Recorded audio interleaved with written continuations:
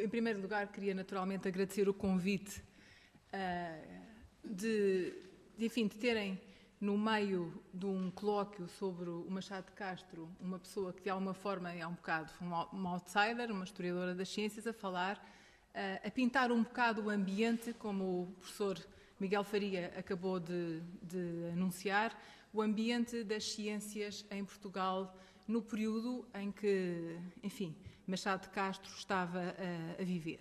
Eu, quando aceitei o desafio, devo confessar que não refleti, eu já trabalho há muito tempo em torno de Correia da Serra, que vos apresento aqui, numa versão jovem e numa versão menos jovem, mas nunca tinha sido interpelada para falar de Correia da Serra num contexto tão diferente. Na altura não me preocupei minimamente em tentar perceber como é que eu havia de resolver este problema, mas à medida que a conferência se foi aproximando, comecei a ficar francamente preocupada e devo confessar que a minha primeira ideia foi, no fundo, um bocadinho plagiar o próprio título desta conferência, Machado de Castro, do uso da escultura, e falar-lhes do naturalista Correia da Serra e das utilidades da ciência. Mas achei, ao mesmo tempo, que isto não era suficiente e, portanto, queria-vos só chamar a atenção para o facto de que há um elo real de ligação, mas ténue, entre um e outro, entre Machado de Castro e Correia da Serra, que se prende com o fundador da Academia das Ciências, o Duque de Lafões, que é quem convida o jovem Correia da Serra para regressar a Portugal. Ele, na altura, vivia em Itália. E, com efeito, se o Duque de Lafões é o aristocrata por trás da fundação da Academia das Ciências, que corresponde a um processo muito longo, de vários anos, de várias tentativas fracassadas, e naturalmente que a fundação desta instituição tem a ver com o repensar da posição da ciência e, nomeadamente, das novas ciências resultantes da Revolução Científica em Portugal, na verdade é Correia da Serra que vai gizar toda a agenda científica desta jovem instituição. Ora, o Machado de Castro vai ser convidado em 1814 para sócio correspondente à Academia. Nesta altura, a Correia da Serra não está já em Portugal há muito tempo. Como o próprio Machado de Castro diz, este é um favor, a primeira vez conferido em Portugal a um artista, e de seguida ele vai ser encomendado o busto do aristocrata fundador, que vem aqui do vosso lado esquerdo, e, portanto, de alguma maneira, é sob a égide do Duque de Lafões e da Academia das Ciências que estas duas personalidades se relacionam de forma mais direta. Eu, portanto, vou, então, no fundo, chamar a atenção. São ambos contemporâneos, ambos ligados por este elo institucional e pessoal. São ambos visionários nas suas respectivas áreas, portanto, a escultura por um lado, a história natural e a botânica para o outro. E, portanto, eu diria que Machado de Castro e Correia da Serra são ambos homens cuja ação pugna pela transformação do ambiente artístico e científico português. Nesta palestra, como já vos disse, vou-me centrar nas atividades botânicas de Correia da Serra. Ele é um homem, portanto, enfim, como os grandes homens desta altura, com interesses muito variados, embora as suas principais contribuições se centrem no contexto da botânica, mas o que eu vou tentar aqui mostrar é que as utilidades que ele viu para a sua ciência, e em especial para a botânica, estão indissoluvelmente ligadas aos espaços geográficos e científicos em que ele viveu. Ora, portanto, o Correia da Serra é normalmente conhecido por um dos fundadores da Academia das Ciências e depois também por ter sido o primeiro embaixador de Portugal nos Estados Unidos da América, e a verdade é que só de há uns tempos a esta parte, quando eu e as minhas colegas Ana Carneiro e Maria Paula Diogo nos começámos a interessar quase casualmente, porque estávamos na altura a fazer um levantamento prosopográfico dos estrangeirados portugueses, acabámos por, enfim, embater, se quiserem, na personalidade de Correia da Serra, que achámos absolutamente fascinante, e pareceu-nos de uma enorme injustiça que ele fosse apenas conhecido pela sua importância na fundação da Academia, o que naturalmente é um acontecimento de relevo, e a sua faceta diplomática. Mais uma vez nos parecia que estávamos a descurar a faceta de cientista de um homem português fascinante da transição do século XVIII para o século XIX, com aquela desculpa que infelizmente se continua a ouvir com enorme frequência, de que ele não deve ter feito nada de especial de botânica, nós não tivemos nunca grandes cientistas. E, portanto, é essa ideia que eu quero desmontar, porque corresponde, primeiro, a um desconhecimento incrível do passado das ciências em Portugal e não nos ajuda, no fundo, a conhecer o nosso país. E, portanto, não nos ajuda a conhecer estas relações que se teceram entre vários intelectuais contemporâneos. Ora, o Correia da Serra foi um homem em constante deambulação. Portanto, ele viveu 72 anos, mas dos 72 anos que viveu, só 26 é que foram passados em Portugal. Portanto, poder-me-iam dizer que ele é português, mas na verdade não é português. Ora, isto é uma afirmação de todo errada, porque ele, estando fora, esteve sempre dentro, esteve sempre interessado em mudar o ambiente científico e intelectual português e fê-lo com uma enorme garra e empenho. Portanto, ele é um membro da famosa rede dos estrangeirados portugueses, que eu aqui defino como, não tanto porque eles tenham ligações comuns em termos de formação académica, de opções religiosas, eles são muito variados desses pontos de vista, mas todos eles têm um grande empenho em modernizar o país, no sentido de introduzir as novas ciências em Portugal. Portanto, ele, no fundo, ele cresce enquanto homem em Itália. Este período formativo é absolutamente fundamental portanto, no final, e ele sai de Itália porque o Duque de Lafões, que era antigo colega do pai de Correia da Serra, convida o jovem Correia da Serra para participar com ele na fundação da Academia de Ciências de Lisboa. Esse, portanto, é o período que, de alguma forma, marca a ligação entre o Correia da Serra e o Machado de Castro. O Correia da Serra está em Portugal durante cerca de 20 anos e depois foge para a Inglaterra, eu já vou explicar porquê. Está 6 anos em Inglaterra, mais ou menos. Depois vai estar, portanto, o ambiente também, enfim, o Correia da Serra está sempre em mudança, porque está sempre, enfim, a temer eventuais perseguições. E, na verdade, tinha razão para assim sentir. Portanto, depois de Inglaterra vai para a França, depois de França para os Estados Unidos e, finalmente, regressa a Portugal, basicamente para morrer. Portanto, eu já dei uma pista, quer dizer, ele é um homem que tem gosto pela viagem, digamos assim, mas é também um homem que sentiu ao longo de toda a sua vida, como aliás muitos dos estrangeirados, ou pautou a sua vida pelo ritmo das perseguições. Portanto, a razão por que a família vai para a Itália é precisamente com temor de uma ação punitiva da Inquisição. Quando Correia da Serra está, portanto, à frente dos desígnios na Academia das Ciências e decide abandonar Portugal e ir para a Inglaterra, no fundo, ele está com temor que Pina Manique, que vê, enfim, os intelectuais em torno da Academia das Ciências como perigosos, maçons e, enfim, liberais, portanto, que têm uma grande empatia com os ideais da Revolução Francesa, portanto, ele decide fugir e, portanto, está em Inglaterra, mas ele, para sobreviver, vai ter um emprego na delegação diplomática portuguesa e,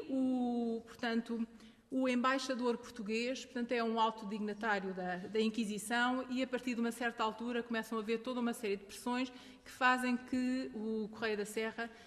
decida novamente, portanto, sair de Inglaterra e, no fundo, o ambiente revolucionário da França, naturalmente, que o deveria atrair francamente. Mas com as invasões napoleónicas nós nunca conseguimos confirmar este facto, mas reza a história que o Napoleão teria sugerido a Correia da Serra que ele escrevesse um documento no sentido de apoiar precisamente a invasão, coisa que Correia da Serra não teria querido fazer, e isso vai levá-lo portanto, mais uma vez, arrumar para um jovem país onde, enfim, os ideais de uma nova cidadania se estavam a consolidar. Ora, nós vamos então agora acompanhar passo a passo este percurso de Correia da Serra, no sentido precisamente de vos tentar mostrar o quão estreita é a ligação entre os sítios, os locais, as comunidades com as quais Correia da Serra interatua e o tipo de ciência que desperta a sua atenção. O período italiano é um período de formação. Digamos que as grandes influências são dois iluministas famosos, um italiano e um português, portanto o abade António Genovese e Luís António Verney. Há uma série de manuscritos magníficos que se encontram agora na Torre do Tombo que nos permitem acompanhar precisamente este período formativo do jovem Correia da Serra. Portanto, ele escreve toda uma série de documentos no sentido da importância da observação e da experimentação para consolidar uma nova maneira de fazer ciência. E no que diz respeito a Genovese, ele vai, como Genovese, portanto, ser alguém que se vai empenhar no desenvolvimento de uma agricultura moderna, assente em bases científicas, cujos produtos possam ser comercializados livremente. É também, desta altura, uma correspondência parca, mas muito interessante, que foi recentemente identificada entre o jovem Correia da Serra e o velho Linneu, que estava quase a morrer, e, através dessa correspondência, nós ficamos a saber que foi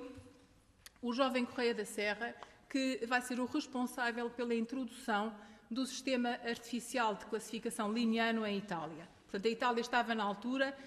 portanto, mais atreita a outros tipos de sistemas de classificação e ele tem este papel muito importante que, no fundo, acabou por se desvanecer na bruma dos tempos, no que diz respeito, portanto, à adoção de um sistema de classificação botânico muito mais avançado na altura. Bem, quando Correia da Serra regressa a Portugal, ele muito claramente, portanto, tem uma visão da ciência influenciado precisamente por Genovese e por Verney, uma visão da ciência utilitarista. É preciso conhecer os recursos do nosso território, é preciso, portanto, conhecer, enfim, tudo o que o nosso país poderá produzir no sentido de, portanto, de contribuir para o progresso e para o desenvolvimento da nação. E esse progresso e esse desenvolvimento ter-se-iam que fazer naturalmente através das ciências. Mas se esta visão utilitarista é muito clara numa série de escritos, e quase todos eles são manuscritos, porque, embora Correia da Serra, e por razões que, enfim, que são difíceis de entender, tenha estado à frente da Academia, a maioria dos seus escritos desta altura não foram publicados pela própria Academia, portanto, eles encontram-se, neste caso, portanto, nos arquivos da Academia ou na Torre do Tombo, mas, na verdade, nunca viram a luz do dia, com exceção de um discurso, que é o discurso preliminar às memórias económicas. Portanto, Correia da Serra vai desenvolver uma agenda claramente utilitarista, uma agenda e uma visão da ciência no contexto do qual Deus e, portanto, a teologia natural, que vai ser, por exemplo, tão atrativa para um seu correligionário como Teodoro de Almeida, não tem qualquer papel. E, no contexto do regresso a Portugal, ele vai também integrar a sua visão da história natural num contexto muito mais amplo. E, portanto, mais uma vez, nós não podemos e não devemos compartimentalizar as nossas figuras do passado em áreas que agora para nós são muito distintas. Portanto, a visão que ele tem da história natural é uma visão que ele vai alargar por comparação com, aliás, na sequência de um projeto que ele tem, que é um projeto histórico, e que é a ideia de que se nós quisermos reconstruir de forma exata a história de Portugal, temos que nos responsabilizar por identificar, coligir e preservar todas as fontes que nos permitem reconstruir, interpretar e reescrever a história portuguesa. E, portanto, ele vai ter um projeto muito amplo, no contexto da Academia das Ciências, de levantamento de fontes, que vai ser muito importante, e é no contexto deste projeto que ele vai ver a história natural em continuidade como um prolongamento da história do país. Como não está aqui, mas neste slide, se verificarem, e eu não resisto a ler pelo menos parte, ele explica como é que, portanto, a chegada a Portugal lhe permite olhar a história natural num contexto muito mais vasto. E, portanto, diz ele, desde a minha inclinação à história de Portugal, desde que a minha inclinação à história de Portugal me determinou a empregar no estudo dela a melhor parte do meu tempo, uma consequência natural desta predileção foi sujeitar à paixão dominante os outros estudos com que, porventura, antes desta época, tinha adquirido algum género de notícias. Assim, a mesma história natural, paixão em mim muito antigamente enraizada, foi obrigada a dobrar-se, por assim dizer, ao novo gosto que me atraía para a história de Portugal e a servir de ministra a este estudo. E, aliás, se nós olharmos coletivamente, conjuntamente, para os escritos de Correia da Serra sobre história natural, sobre história, veremos, por exemplo, que todos eles, os escritos de história, estão aivados de metáforas, que todas elas têm a ver, portanto, com questões de história natural, de botânica, de geologia, etc. Mas passemos então para o período inglês. Portanto, para desenvolver Portugal era preciso, no fundo, uma ciência utilitária. Quando Correia da Serra chega à Inglaterra, ele encontra-se num meio e num ambiente completamente diferentes. Ele vai começar, desde logo, a privar com as grandes figuras da ciência britânica. Do vosso lado esquerdo tem James Edward Smith, que foi o primeiro presidente, e aliás o criador, da Linnean Society, que, portanto, precisamente foi a Inglaterra, precisamente, e não, portanto, no país de Linneu, que todo o espólio de Linneu encontrou, enfim, a sua vida futura. Joseph Banks foi o presidente da Royal Society durante grande parte do século XVIII e foi uma figura incontornável da ciência britânica. Ora, é nesta altura, portanto, Correia da Serra priva com estas duas figuras, como priva com muitos outros botânicos e naturalistas ingleses. Portanto, estamos a falar, enfim, das primeiras figuras da ciência britânica e começa a publicar nas grandes revistas da especialidade, nas Philosophical Transactions da Royal Society e nas Transactions da Linnean Society. Portanto, o meu ponto aqui é chamar a atenção para o facto de que a ligação com este outro tipo de ambiente lhe vai permitir afastar-se um bocado da visão utilitarista da ciência e centrar-se em questões que eu chamaria de ciência fundamental. Um dos aspectos que estava a ser discutido pelos seus colegas ingleses tinha a ver com uma questão que vos pode parecer, talvez, enfim, um tanto ou quanto especializada, mas que era muito importante na altura, que era perceber se as famosas criptogâmicas se reproduziam sexualmente ou não. E este, portanto, é um dos temas que, de alguma forma, se está a discutir no círculo de amigos de Correia da Serra e que ele vai abraçar e vai tentar resolver, aliás, num artigo fundamental, cuja validade vai ser corroborada muito mais tarde. Ele vai o fazer também no contexto, num ambiente fortemente linneano, mas num ambiente onde ele se vai afastando progressivamente da classificação artificial de Linneu. Portanto, ele vai começar a abraçar uma série de estudos que lhe vão permitir, portanto, propor um sistema de classificação mais próximo, que se aproxime daquilo que nós chamamos os sistemas naturais de classificação. Quanto à questão da reprodução das criptogâmicas, eu só queria explicar-lhes que ele é extremamente inovador na forma como olha para este problema. Ele vai fazer, portanto, um estudo por analogia, mas em vez de usar as analogias habituais, que eram comparar as criptogâmicas com fanerogâmicas relativamente pouco complexas, ele vai comparar as criptogâmicas e no caso particular, algas submersas com animais ovíparos, portanto, rãs, que vivem no mesmo ambiente aquático. E, portanto, ele começa a refletir em termos do ambiente e da importância que o ambiente pode ter na modificação dos órgãos, portanto, neste caso, de um espécime botânico. E vai ser, portanto, através deste tipo de raciocínio, que é extremamente inovador do ponto de vista metodológico, que ele vai afirmar na altura que as algas, ao contrário, enfim, das grandes sumidades, se reproduzem sexualmente. Este é também um período em que ele se sente muito acarinhado pelos seus colegas ingleses. Portanto, o Correia da Serra é um homem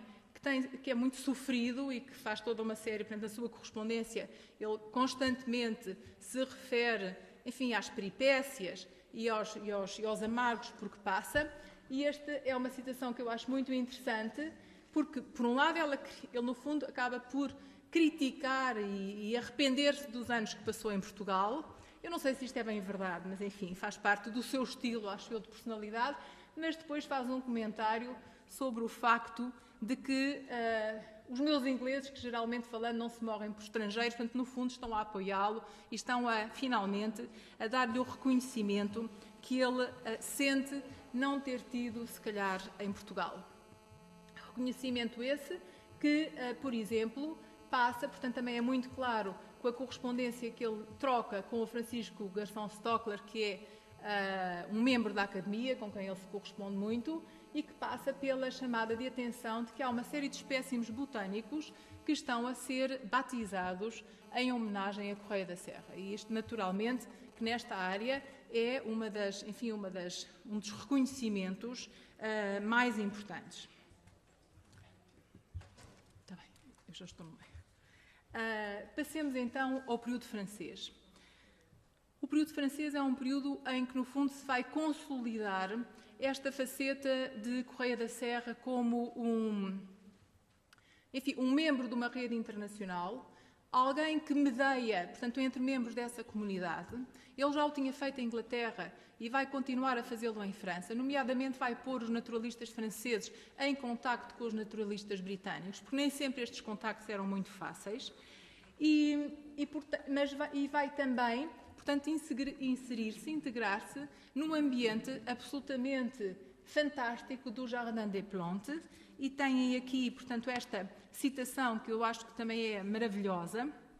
e que mostra muito bem, portanto, as sensações por que Correia da Serra se encontrava a passar, e que diz, portanto, aqui achei o que podia desejar para os poucos dias que me restam viver: o Jardim das Plantas, muito aumentado, o Gabinete de História Natural, formosamente arranjado pelo que toca à ciência, formosa livraria, 23 naturalistas e letrados vivendo dentro do Jardim das Plantas em edifícios pegados a eles, quer dizer, não faziam outra coisa senão refletir sobre aquilo que lhes interessava, conversação, lições gratuitas, objetos para examinar, luzes novas e curiosidades satisfeitas a cada dia. Se houvesse coisa que se parecesse com os Campos Elíseos, é esta, e por certo, depois do que tenho visto, seria absurdo desejar outra coisa. Me faço donc jusqu'à la mort, nas vizinhanças do Faubourg Saint-Victor. Na verdade, ele não ficou ali até à morte, mas, quer dizer, isto mostra bem, portanto, todo o ambiente de fervilhar intelectual que ele passou, que muito claramente Correia da Serra vai ser um dos peões do começo desta transição. Portanto, ele vai, mais uma vez, de um ponto de vista metodológico, ser um inovador, vai tentar estender os métodos da anatomia comparada do domínio da zoologia para o domínio da botânica, e num artigo que se chama Observation sur la famille des orangers et sur les limites qui la circonscrivent, e ele, aliás, num dos seus manuscritos chama a atenção que as laranjas tinham que ser um tópico de eleição para um homem que era genuinamente um português. Ele vai, portanto, chamar a atenção de que é importante centrarmos nas afinidades e não das diferenças. Isto é algo típico de alguém que está a pensar já em termos afastando-se da classificação liniana, e é nesse contexto que ele vai introduzir um conceito, que é um conceito teórico, que permite, no fundo, encontrar uma maneira de ordenar e classificar as plantas, que é o conceito de simetria, que, portanto, têm aqui expresso pelo próprio Correia da Serra, e que eu que é muito importante na medida em que este conceito e que a aplicação dos argumentos de simetria em taxonomia e em sistemática não só são a contribuição mais importante do Correia da Serra, como vão ser absolutamente cruciais para entendermos as contribuições de um contemporâneo, de quem ele é amigo e de quem é tutor, que é, portanto, um naturalista famoso chamado Augustin Pierre-Ramuse de Candolle, que escreve, portanto, em 1813, um tratado chamado Théorie élémentaire de la botanique, onde ele usa extensivamente este conceito e, aliás, portanto, dando a paternidade ao seu tutor, ao seu mentor, se quiserem, Correia da Serra. Portanto, o elo de ligação entre estas personalidades, e nomeadamente na influência que Correia da Serra tem nos grandes naturalistas desta altura, continua, portanto, a ser marcante. Ora, eu não queria deixar de referir uma citação que vem precisamente nas memórias do livro do Augustin Pyramus de Candolle, que aliás é publicado pelo filho, e que tem, do meu ponto de vista, muita graça, porque ele chama a atenção para o facto de que Correia da Serra é um orador e detentor de uma curiosidade e de uma quantidade de conhecimentos imensa, e que nas tertúlias que ele tem em casa dele, bem, com personalidades tão grandes como o von Humboldt e o Cuvier, o Georges Cuvier, portanto, quando há discussões sobre temas de ponta, digamos assim, o Correia da Serra é sempre, no fundo, o teste último. É a Correia da Serra é através de Correia da Serra que eles testam as suas ideias, e é a Correia da Serra que é sempre o primeiro a descobrir os pontos fracos nesta argumentação. E como ele diz, portanto, ele com a malícia de um gato imediatamente saltava em cima e identificava os pontos fracos da argumentação de figuras tão importantes quanto esta. E, portanto, isto é uma característica que é muito importante no Correia da Serra. Ele foi um homem que, talvez por via da sua atribulada vida, ou então também das suas especificidades, nunca escreveu um livro, escreveu alguns artigos. Esses artigos não foram muitos, mas foram extremamente importantes em termos de mapear ou de remapear a história natural, e ele foi sempre um conversador, um mediador e, portanto, um membro absolutamente fundamental para tecer estas redes de relacionamento. Ora, quando Correia da Serra passa para os Estados Unidos, e estou, portanto, no percurso final da vida de Correia da Serra, o ambiente muda completamente. Portanto, nós já não estamos num país, enfim, com uma tradição imensa, estamos num jovem país, e ele, quando chega, portanto, aos Estados Unidos, é uma figura conhecida, vai ser o primeiro embaixador, e imediatamente ele começa em grandes viagens, ele vai ser uma das pessoas que vai calcorrear praticamente todos os Estados Unidos, e na altura ele não só já estava doente, sabemos que morreu de diabetes, mas já não estava propriamente jovem, e, portanto, ele tem sempre este grande empenho em conhecer o país, fazer o levantamento dos seus recursos, também entender as relações entre o meio e a forma como as populações vivem e os seus costumes, portanto, é muito moderno desse ponto de vista, e vai, naturalmente, lidar com a elite intelectual americana. Um dos seus grandes amigos vai ser Thomas Jefferson. Portanto, eles vão se acompanhar até ao final da vida de Correia da Serra, e Thomas Jefferson, portanto, considera um amigo tão íntimo que em Monticello, a propriedade de Jefferson na Virgínia, há um quarto que ainda hoje podemos visitar, que aliás foi todo decorado pela Fundação Luso-Americana para o Desenvolvimento, que é este que está aqui, que se chama Diabez Room. E, portanto, era este o quarto onde Correia da Serra normalmente ficava quando visitava o seu grande amigo. Ora, no contexto dos Estados Unidos, não faz qualquer sentido continuar a investigação fundamental que o tinha ocupado quando ele estava em Inglaterra e quando estava em França. Porque agora estamos numa fase inicial. Ainda é preciso inventariar, catalogar, conhecer. E, portanto, ele volta a um tipo de ciência de cariz muito mais utilitarista. E isto é absolutamente claro quando, por exemplo, ele vai aconselhar o Jefferson na estruturação das disciplinas dos cursos que vão ser oferecidos na Universidade da Virgínia, e todos nós sabemos que esta foi a joia de Thomas Jefferson. Portanto, a ideia era que não valia a pena dar disciplinas, por exemplo, onde se discutisse anatomia comparada, porque estávamos numa fase completamente diferente e precisávamos era de boa classificação, boa sistemática e não tanto entrarmos neste tipo de investigação de ponta, mas que interessava menos ao local onde as coisas, onde nos encontrávamos de momento. Há imensas citações de intelectuais americanos que se referem de forma absolutamente elogiosa a Correia da Serra. Este é um exemplo de uma carta endereçada por Jefferson a John P. Emmett, mas, quer dizer, eles trataram-no pelo nosso Sócrates, o Franklin português, e, portanto, todo este tipo de epítetos classificativos claramente denotam o reconhecimento que a Correia da Serra tinha no contexto desta nova comunidade. E, portanto, para concluir, eu diria que, ao contrário da maioria, isto podemos passar, ao contrário da maioria dos estrangeirados, Correia da Serra foi simultaneamente um mediador e um inovador. Desenvolveu por todos os meios de que dispunha o gosto pela botânica, vindo a influenciar o trabalho científico daqueles que com ele privaram. Nos longos períodos passados no estrangeiro, teceu ideias originais sobre vários tópicos de história natural, no âmbito de uma concepção do mundo em que história natural, organização social e projeto político eram interdependentes e desempenhou ainda um papel de relevo como mediador e catalisador da comunicação entre naturalistas. E ciência sem comunicação não é sequer ciência. O mesmo se passou enquanto permaneceu em Portugal, acompanhando os primeiros passos da Academia das Ciências de Lisboa e depois no exílio, naturalmente, nunca deixando de manter o contacto com os académicos portugueses e, principalmente, com alguns aristocratas e políticos que partilhavam ideias semelhantes. Longe de ser apenas uma figura fundamental, do meu ponto de vista, do iluminismo português, Correia da Serra foi um naturalista do mundo,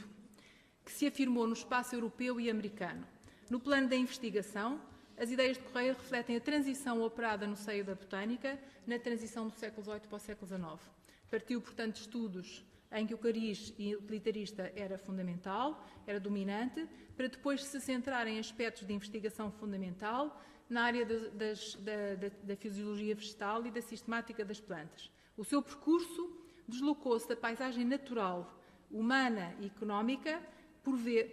para uma outra cada vez mais especializada. Passou ainda de uma prática de trabalho de campo, as viagens de campo,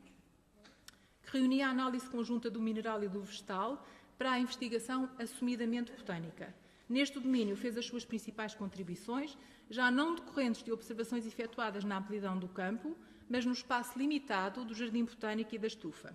À descrição e classificação vegetal, à maneira liniana, Correia da Serra preferiu a busca de uma ordenação das plantas, em que os dados da anatomia comparada e da fisiologia eram cada vez mais importantes. Isto eram áreas de ponta na altura. Este percurso foi, no entanto, perturbado pela ida para os Estados Unidos, onde exerceu intensa atividade diplomática. Ali, teve de retornar aos seus trabalhos de campo, já que os estudos botânicos estavam pouco desenvolvidos, sendo urgente efetuar o reconhecimento e a inventariação da flora americana, com vista a assegurar a viabilidade económica do novo país, tarefa que partilhou com os jovens aspirantes a naturalistas. Portanto, sintetizando, Correia da Serra influenciou e deixou-se influenciar pelos locais por onde passou e deixou uma marca determinante neles. Talvez possamos dizer, e mais uma vez aproveitando o título da exposição sobre Machado de Castro, que tanto Machado de Castro como Correia da Serra, tanto em Machado de Castro como em Correia da Serra, encontramos uma vontade de transformação que os elevou a virtuosos criadores. Obrigada.